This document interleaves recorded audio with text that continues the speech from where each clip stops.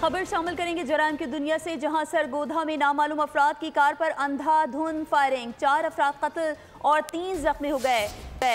54 چک کے رہائشی عدالت میں پیشی کے بعد واپس جا رہے تھے۔ ڈبل کیبن گاڑی پر سوار ملزمان نے گھات لگا کر نشانہ بنایا۔ آئی جی پنجاب ڈاکٹر عثمان انور نے نوٹس دیتے ہوئے قاتلوں کی گرفتاری کا حکم دے دیا۔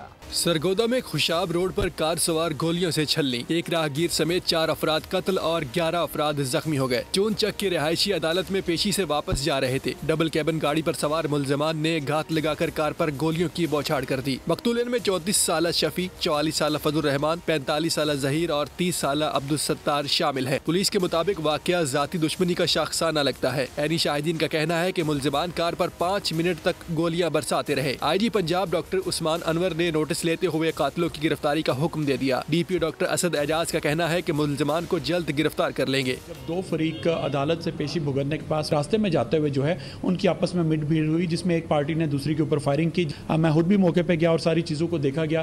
ڈیڈ باڈیز کو ہاسپٹل شفٹ کیا، انجرڈ کو ہاسپٹل میں شفٹ کیا اور ڈفرینٹ ٹیمز بنا کے ریڈز ہم نے سٹارٹ کر دیے ہیں کلپریٹس کے ارسٹ کے۔ لاشوں اور زخمیوں کو فوری طور پر اسپتال منتقل کر دیا گیا، جبکہ پولیس نے ملزمان کی تلاش شروع کر دی۔ سبسکرائب کریں اور بیل دبائیں تاکہ کوئی خبر رہ نہ جائے۔